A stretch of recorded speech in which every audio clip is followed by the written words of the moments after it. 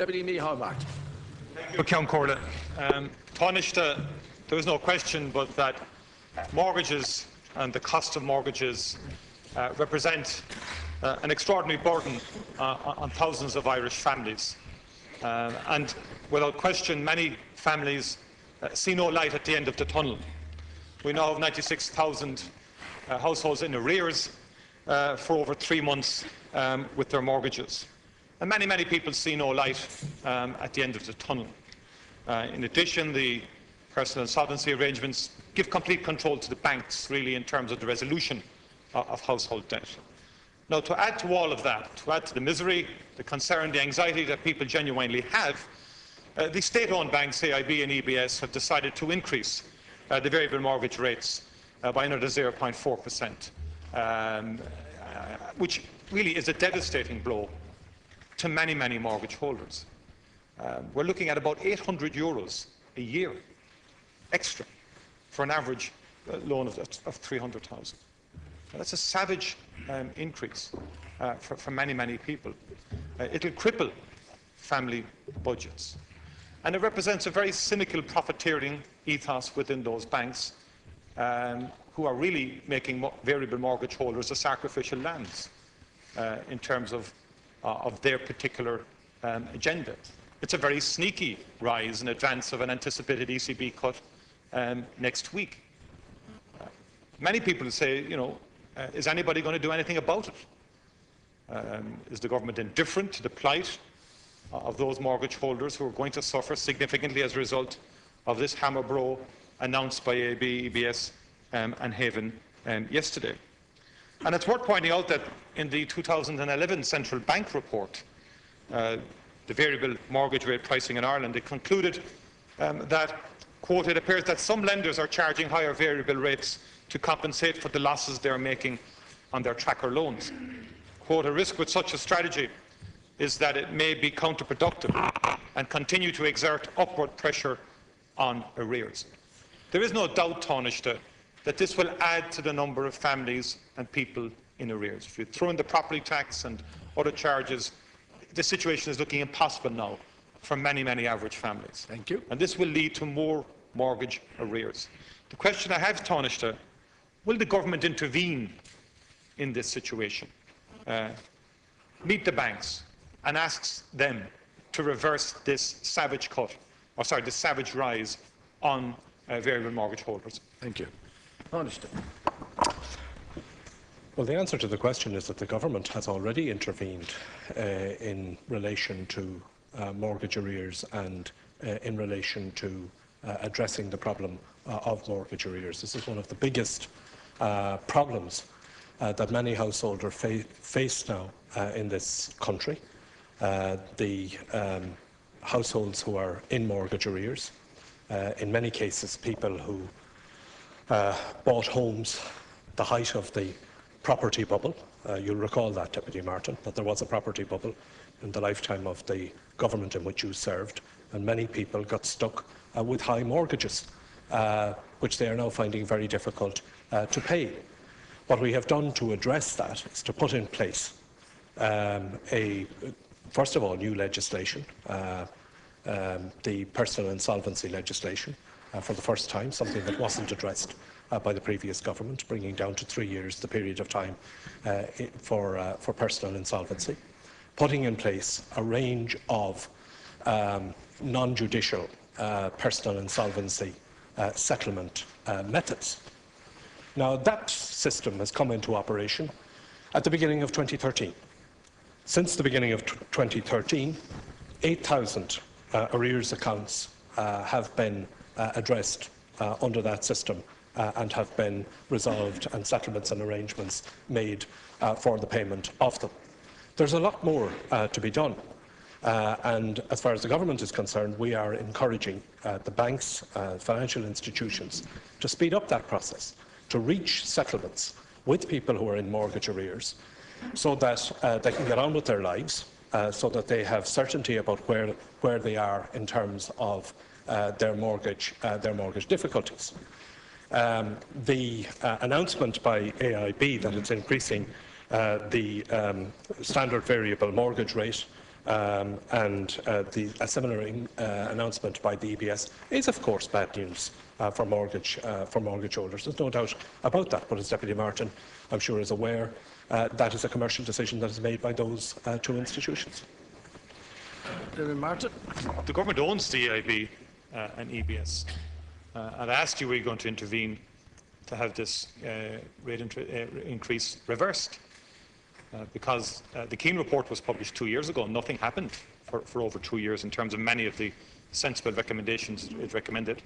The mortgage interest subsidy was taken away to all intents and purposes. But the bottom line here today is that families are facing, Taoiseach, an average increase of about €800 a year. And I would put it to you that that's unsustainable. And I would agree with the central bank's conclusions that this will push many people in variable mortgages into arrears, substantially into arrears, and will increase the number of people in arrears. And it does demand government intervention.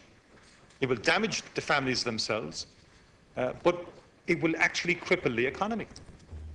Everybody has talked about the domestic economy not getting off the floor in the last 2 years. Everyone accepts that the domestic economy needs some stimulus, some investment. If you take €800 out of many families' annual household budget, there's not a chance that the domestic economy is going to go anywhere in the next 12 months. So it's a wider issue.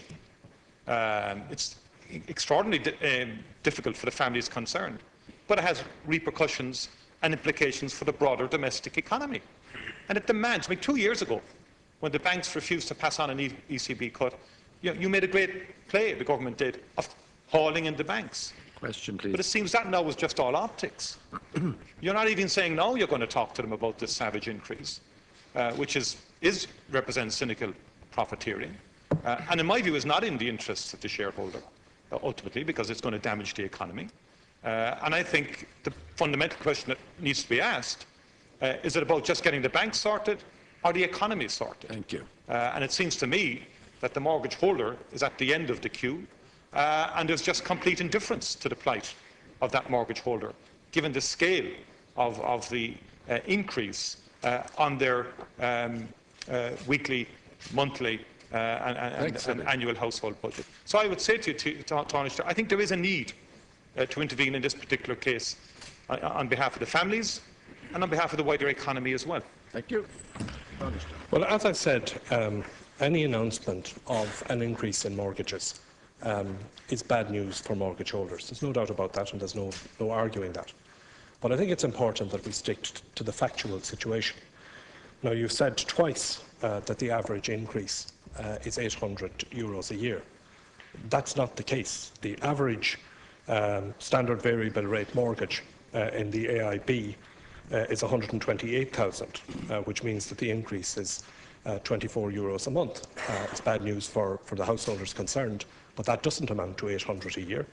The average standard variable rate mortgage in the EBS is €102,000, which means an increase per month of €17. Again, it's bad news for the householders concerned, but again, it does not amount to €800 a month. So I think it's important, first of all, Deputy Martin, that you stick to the factual position. Secondly,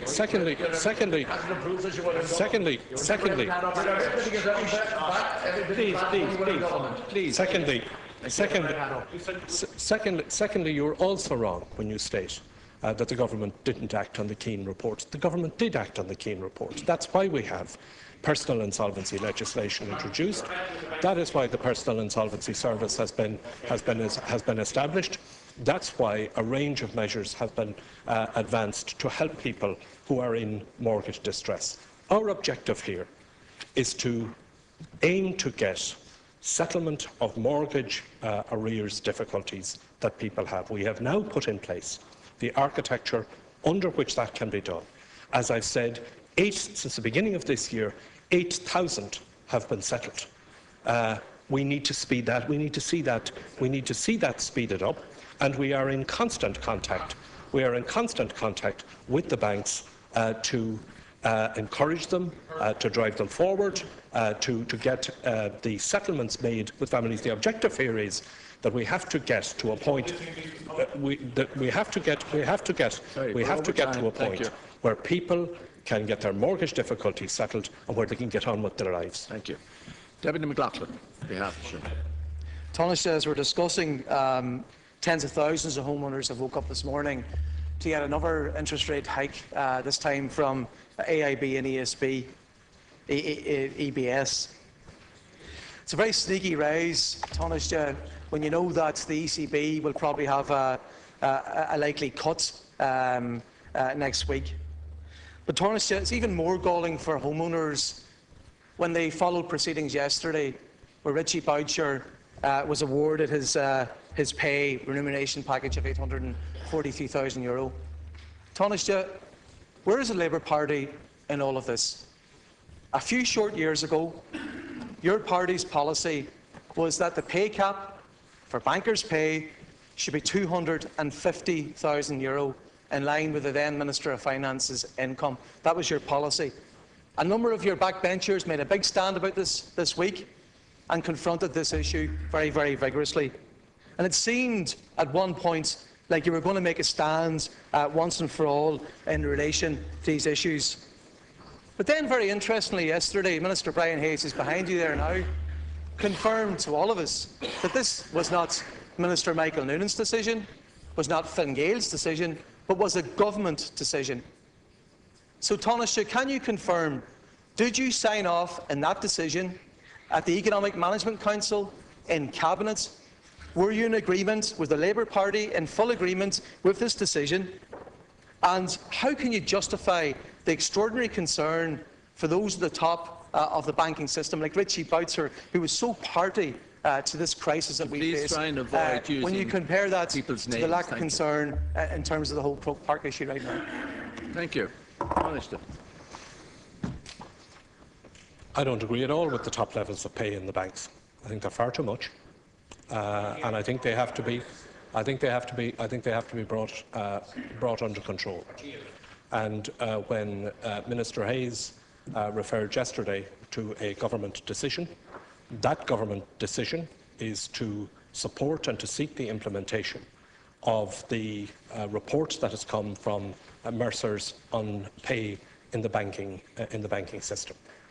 What the government has done is we commissioned an independent analysis of pay scales and pension packages in the banks. That has recommended that there should be reductions across the board between 6 and 10%. Our view is, and my view certainly is that the highest level of reduction needs to come from those who are on the highest levels of pay. It's not about any one individual. It's right across the banking system. We have put in place a cap on pay. We have banned the payment of bonuses. We're hugely conscious as well that we live less than an hour's flight time from the biggest financial centre in Europe, and that is why we have worked at European Union presidency level to put in place a restriction on bank bonuses right across the European system, which I believe will help in relation to controlling bankers' pay here in this country as well. So let's be very clear about it, Deputy McLaughlin. The government is clear that pay levels, higher pay levels in the banking system do need to come down. We have put in place a study of that. We have received it. We support that. And we're awaiting the response of the banks to it. And I hope, and indeed I expect, that they will respond positively to that report. Well, Taoiseach, you know, we now have the personal insolvency legislation being enacted, and it's going to be rolled out as we speak. A PQ received by my colleague Pierce Doherty last night confirms that you expect 19,000 people to engage in that service. Many of them were people who believed what they heard in this chamber, out there from so-called expert economists and people with vested interests across the banking sector. That's who created this crisis. Richie Boucher was up to his neck in all Please, of that. Deputy, would you refrain from referring to individuals? Please? OK, the banker who received 850,000 yesterday was up to his neck in all of that. That's the reality. People are sick to their stomach out there of every time when we have to deal with these issues, there's some buyer in the way. When will leadership come along? How can you justify, Taoiseach, and you know this because I and others sat through 15 or 16 hours of committee stage and report stage amendments for the personal insolvency bill, and every time we raised the issue of no veto for the banks, we were shot down, and we understand the banks lobbied heavily to have control over that. So what has happened in all of this? Where is the changes that people were promised? Where is the hope that you and Enda Kenny gave in the lead up to the last election campaign? Can you give a definitive response today? Did Labour Party back that? Why did you not intervene? Why did you not honour the promise you made last November that there will be no more pay over €500,000? Thank you. Taoiseach. Well, you see, Deputy McLaughlin, Sinn Féin, as always, is interested in scoring the political point rather than dealing with the problem. So let's come back to the problem. First of all, I've given you the answer in relation to bankers' pay. We're dealing with that. We have asked for each bank to report back to the Minister for Finance by the end of April. So, dealing with that, that issue is in hand, and don't need any encouragement from you at all on it. In relation to the issue of mortgage distress, we have made it very clear from the beginning of the lifetime of this government that our objective was to enable people to continue living in their own home. Many families, many households who have found themselves in situations with big mortgages can't now afford to pay. That issue has to be resolved with the financial institutions concerned. And to enable householders, to enable mortgage holders to be able to do that effectively with the banks, we have put in place an architecture under which they can do it. It includes the radical change in personal insolvency, which was enacted by this House, first time brought in here by this government, bringing down the period of time in which people can arrange a personal insolvency to 3 years, radical change in that. But secondly, also putting in place a non-judicial settlement arrangement so that people who are already in mortgage distress don't have to incur high legal costs and costs of going to court and all of that, that they can get a settlement of their mortgage problem reasonably with their financial institution. As I've said, since the beginning of this year, 8,000 people who had been in mortgage distress have concluded such arrangements with their financial institutions under the new arrangements. We want to see more of that because we estimate that there are around 100,000 households who are in mortgage distress at one level or another. These people, these households need to be able to conclude an arrangement with their banks so that they can get on with their lives. There is now in place the architecture, the arrangements under which that can be done.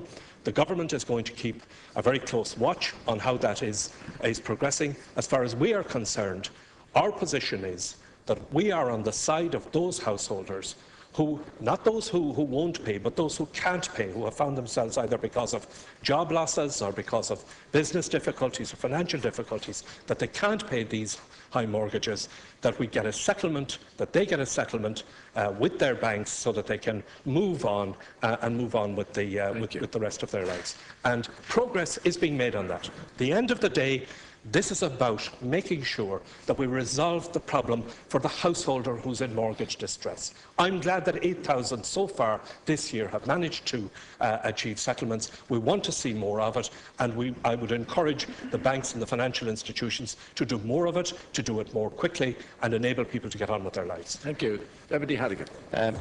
Thank you, Ceann Comhairle.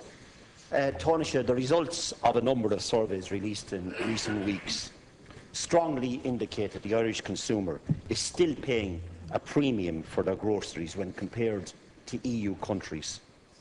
While supermarket chains across the country have refused to disclose their figures, regarding their profit margins. It's well known here in Ireland that Tesco are rumoured to dub this country Treasure Island. Despite families struggling to cope with the downturn, major supermarkets are pushing prices even higher than the boomtime rates. A recent survey by the National Consumers Association found that 16 of the 19 grocery, popular and essential items had increased from between 12% and 32%. This was in spite of the fact, this is in 2011, in spite of the fact that the inflation rate is only 1.7%. Almost all of the products cost more than in the height of the boom, costing the average family an extra €870 a year. Taoiseach, there are also strong indications of widespread price matching amongst these chains. The profits they're extracting from the country are colossal, and isn't it time they gave something back? Combat Poverty, when they were in existence, Social Justice Ireland and the St Vincent de Paul have used definitions like profound when they talk about food deprivation and food poverty. And many of these groups, the supermarket chains, have no compassion whatsoever when they hear of people that are suffering food deprivation. As a matter of fact, they have no compunction in increasing their profits. My question to you, Taoiseach, and very briefly, I just want to tell you a very quick little instance. I was in a house last week with a mother and 4 children. The mother was ill. The eldest daughter was 14 years of age, and she was making dinner. And I was saddened and I was upset. The dinner consisted of beans and chips. That's wrong. And this was on a Sunday. Worse again, this was their Sunday meal, because they're struggling to make food last until they get paid maybe Tuesday or Wednesday from social welfare. That's unacceptable, and that is wrong when you see the profits that these supermarket chains are making. Thank you. My question to you, Taoiseach, is would you invest, or Taoiseach, invest the possibility of holding talks with the major retail chains to introduce a price freeze on household staples until the country's economy has turned around? Deputy Rabbitte was able to do it in the 90s, if you can recall, Deputy, on a price freeze on drink. Surely we have it within our capability to at least bring in many of those chains and ask them to consider doing this. And finally, can I say, following talks with governments, major supermarket chains in a number of EU countries have introduced price freezes. Now, I think that we should bring in those chains and ask them to do. If not, we ourselves should introduce price freezes on essential goods. Thank you. Bread, milk, butter and baby food. Honest. Thank you, Count Corla. I'm aware, first of all, that the Consumers Association of Ireland compared 19 branded products in 2011 and 2013. And they found that there was a 12.6% increase in the cost of the basket surveyed. However, that survey was, as I said, was confined to 19 branded products. The Central Statistics Office Consumer Price Index surveys over 50,000 prices taken on 632 item headings. And that shows that food and non-alcoholic beverage prices have fallen by 6.3% since 2008.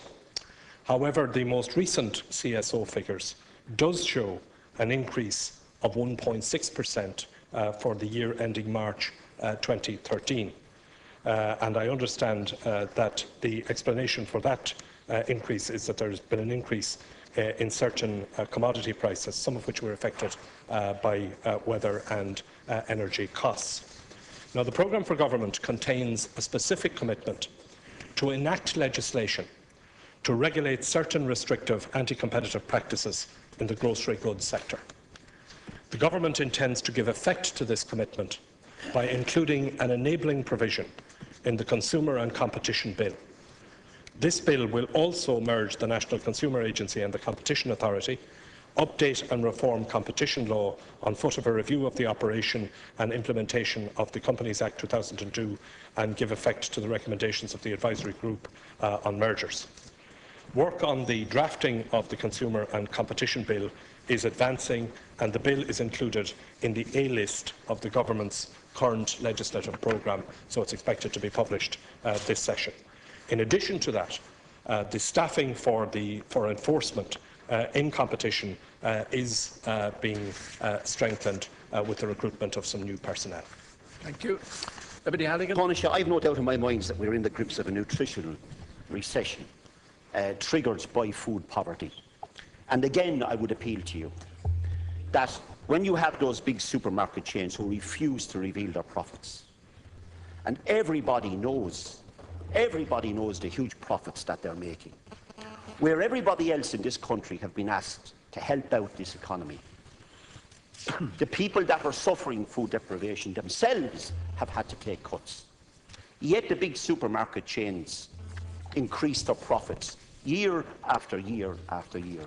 Surely it's not an unreasonable request to ask you to do as other governments have done in other countries, that while this recession is still biting and taking hold and destroying people's quality of life, that at the very least, that they would put a hold and a freeze on essential food items.